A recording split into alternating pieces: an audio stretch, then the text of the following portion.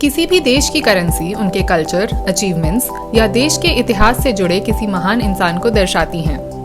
साथ ही नोट के डिजाइन में ऐसे सिक्योरिटी फीचर्स डाले जाते हैं जिनसे उनको कॉपी करना रोका जा सके और असली नकली में फर्क मालूम हो सके। चलिए आज इंडियन करेंसी के ऐसे ही कुछ फीचर्स जानते हैं।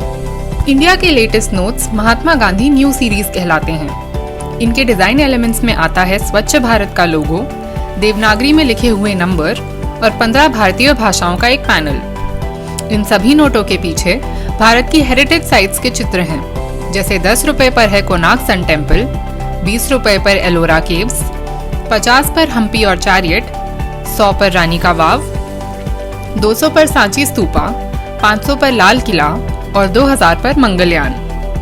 चलिए अब आते हैं इन नोट्स के सिक्योरिटी फीचर्स पर, जिनको देखकर आप ये पता लगा सकते हैं कि नोट असली है या नकली।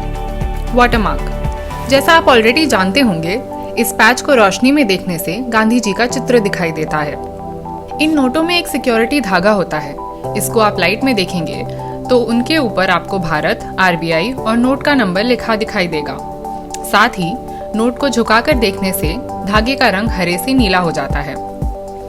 इस जगह नोट को आई लेवल से 45 डिग्री के एंगल पर देखने से लैटेंट इमेज दिखाई देती है। ब्लाइंड लोगों के लिए आइडेंटिफिकेशन मार्क इंटैलियो प्रिंटिंग में है, यानी कि पेपर पर थोड़ा सा उभरा हुआ है। नंबर पैनल्स दोनों तरफ हैं और उनमें अंक बढ़ते हुए आकार में हैं। ये नंबर फ्लोरोसेंट इंक में प्रिंटेड हैं, जो कि अल्ट्रावायलेंट लैंप के थ्रू देखने पर दिखाई देते हैं। इस पार्ट को सी थ्रू रजिस्टर कहते हैं और इसको रोशनी में देखने से नोट का डिनोमिनेशन लिखा हुआ दिखाई देता है।